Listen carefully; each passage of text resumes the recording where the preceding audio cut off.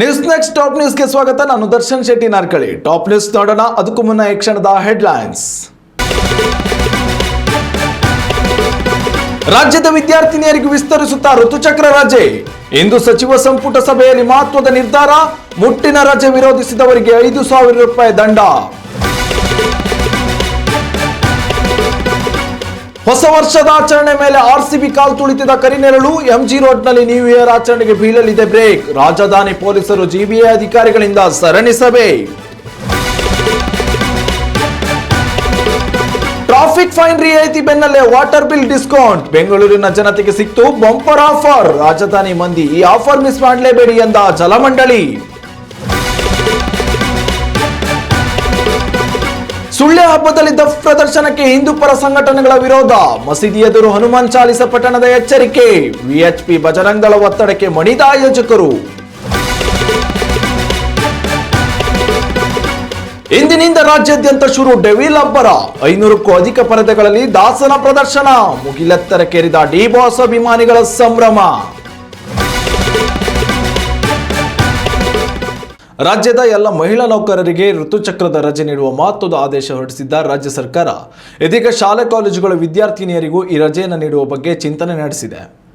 ಇಂದಿನ ಸಂಪುಟ ಸಭೆಯಲ್ಲಿ ಕರ್ನಾಟಕ ಮಹಿಳಾ ಯೋಗಕ್ಷೇಮ ಕಾಯ್ದೆ 2025 ಜಾರಿಗೆ ತರಲು ರಾಜ್ಯ ಸರ್ಕಾರ ಅನುಮೋದನೆ ಪಡೆದುಕೊಳ್ಳುವ ಸಾಧ್ಯತೆ ಇದೆ.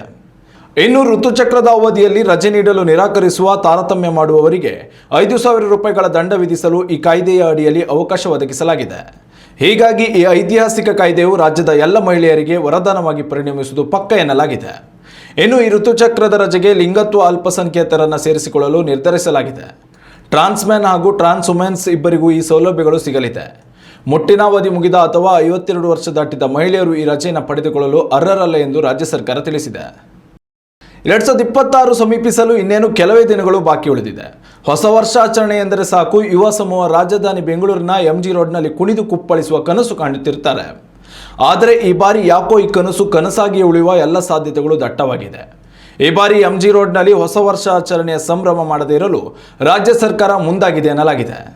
ರಾಜ್ಯ ಸರ್ಕಾರ ಇಂಥದ್ದೊಂದು ನಿರ್ಧಾರಕ್ಕೆ ಬರಲು ಕಾರಣ ಆರ್ಸಿಬಿ ವಿಜಯೋತ್ಸವದಲ್ಲಿ ನಡೆದ ಕಾಲ್ತುಳಿತ ದುರಂತ. ಹೊಸ ವರ್ಷಾಚರಣೆಯ ಸಂದರ್ಭದಲ್ಲಿಯೂ ಎಂಜಿ ರಸ್ತೆಯಲ್ಲಿ ಲಕ್ಷಾಂತರ ಜನರು ಸೇರುವ ನಿರೀಕ್ಷೆ ಇರುವುದರಿಂದ ದುರಂತ ಸಂಭವಿಸುವ ಅಪಾಯವಿದೆ.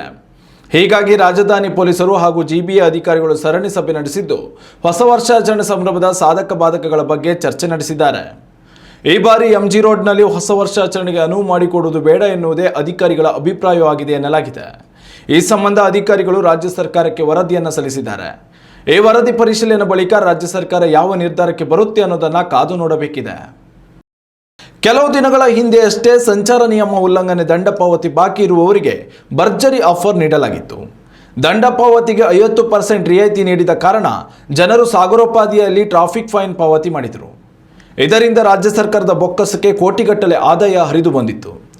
ಇದೀಗ ಇಂತಹದ್ದೇ ಒಂದು ಪ್ಲಾನ್ ಅನ್ನು ಬೆಂಗಳೂರಿನ ಜಲಮಂಡಳಿ ಮಾಡಿದೆ. ಬಾಕಿ ಇರುವ ಬಿಲ್ ಪಾವತಿಗೆ ಗ್ರಾಹಕರಿಗೆ ಹೊಸದೊಂದು ಸುವರ್ಣಾವಕಾಶ ನೀಡಿದೆ.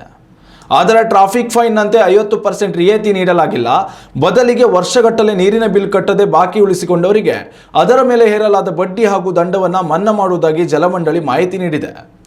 ಈ ರೀತಿ ಒನ್ ಟೈಮ್ ಸೆಟಲ್ಮೆಂಟ್ಗೆ ರಾಜ್ಯ ಸರ್ಕಾರ ಕೂಡ ಒಪ್ಪಿಗೆ ನೀಡಿದೆ ಎನ್ನಲಾಗಿದ್ದು ಜನವರಿ ಆರಂಭದಿಂದಲೇ ಈ ಆಫರ್ ಜಾರಿಗೆ ಬರಲಿದೆ. ಆದರೆ ಇಲ್ಲಿ ಅಸಲು ಪೂರ್ತಿ ಕಟ್ಟಬೇಕು. ಇದರಲ್ಲಿ ಯಾವುದೇ ರಿಯಾಯಿತಿ ಇರುವುದಿಲ್ಲ. ಬಿಲ್ ಪಾವತಿ ಮಾಡದೇ ಇರುವುದಕ್ಕೆ ವಿಧಿಸಲಾದ ದಂಡ ಹಾಗೂ ಬಡ್ಡಿ ಇದು ಮಾತ್ರ ಸಂಪೂರ್ಣವಾಗಿ ಮನ್ನಾ ಆಗಲಿದೆ. ಅನೇಕರಿಗೆ ನೀರಿನ ಬಾಕಿ ಬಿಲ್ಗಿಂತ ಅದರ ಮೇಲೆ ಹಾಕಲಾದ ಬಡ್ಡಿ ಮೊತ್ತವೇ ಜಾಸ್ತಿಯಾಗಿತ್ತು. ಈ ರೀತಿಯ ಸಂಕಷ್ಟದಲ್ಲಿ ಇದ್ದವರಿಗೆ ಜಲಮಂಡಳಿ ನೀಡಿರುವ ಈ ಆಫರ್ ಖಂಡಿತ ವರದಾನವಾಗಲಿದೆ. ಕೇವಲ 3 ತಿಂಗಳ ಅವಧಿಗೆ ಮಾತ್ರ ಈ ಆಫರ್ ನೀಡಲಾಗಿದ್ದು ಗ್ರಾಹಕರಿಗೆ ಹೆಚ್ಚಿನ ಲಾಭ ಪಡೆದುಕೊಳ್ಳುವಂತೆ ಸೂಚನೆ ನೀಡಲಾಗಿದೆ. ಹಿಂದೂ ಪರ ಸಂಘಟನೆಗಳಿಂದ ಭಾರಿ ಒತ್ತಡ ಕೇಳಿ ಬಂದ ಹಿನ್ನೆಲೆಯಲ್ಲಿ ದಕ್ಷಿಣ ಕನ್ನಡ ಜಿಲ್ಲೆ ಸುಳ್ಯ ತಾಲೂಕಿನ ಚನ್ನಕೇಶವ ದೇವಸ್ಥಾನದ ಮುಂಭಾಗದಲ್ಲಿ ಆಯೋಜಿಸಲಾಗಿದ್ದ ದಫ್ ಪ್ರದರ್ಶನವನ್ನು ಕೈಬಿಡಲಾಗಿದೆ. ದೇಗುಲದ ಎದುರು ದಫ್ ಪ್ರದರ್ಶನಕ್ಕೆ ಅವಕಾಶ ನೀಡದಂತೆ ವಿಶ್ವ ಹಿಂದೂ ಪರಿಷತ್ ಹಾಗೂ ಬಜರಂಗ್ ದಳ ಕಾರ್ಯಕರ್ತರು ಹೇರಿದ ತೀವ್ರ ಒತ್ತಡಕ್ಕೆ ಕಾರ್ಯಕ್ರಮ ಆಯೋಜಕರು ಮಣಿದಿದ್ದಾರೆ. ಕೆಜಿವಿ ಸುಳ್ಯ ಹಬ್ಬ ಸಮಾಜ ಸಂಘದ ವತಿಯಿಂದ ಸುಳ್ಯ ತಾಲೂಕಿನ ಚನ್ನಕೇಶವ ದೇವಸ್ಥಾನದ ಎದುರು ಡಿಸೆಂಬರ್ 25 ಹಾಗೂ 26ರಂದು ಕೆವಿಜಿ ಸುಳ್ಯ ಹಬ್ಬ 2025 ಆಯೋಜಿಸಲಾಗಿದೆ. ಈ ಕಾರ್ಯಕ್ರಮದಲ್ಲಿ ಕರ್ನಾಟಕ ಬ್ಯಾರಿ ಸಾಹಿತ್ಯ ಅಕಾಡೆಮಿ ಮಂಗಳೂರು ಇವರಿಂದ ದಫ್ ಪ್ರದರ್ಶನ ನಡೆಯಬೇಕಿತ್ತು. ಆಮಂತ್ರಣ ಪತ್ರಿಕೆಗಳಲ್ಲಿ ಚನ್ನಕೇಶವ ದೇಗುಲದ ಮುಂಭಾಗದಲ್ಲಿ ದಫ್ ಪ್ರದರ್ಶನದ ಬಗ್ಗೆ ನಮೂದಿಸಲಾಗಿತ್ತು. ಇದು ವಿಎಚ್ಪಿ ಹಾಗೂ ಬಜರಂಗ ದಳ ಕಾರ್ಯಕರ್ತರ ಕಣ್ಣು ಕೆಂಪಗಾಗಿಸಿತು.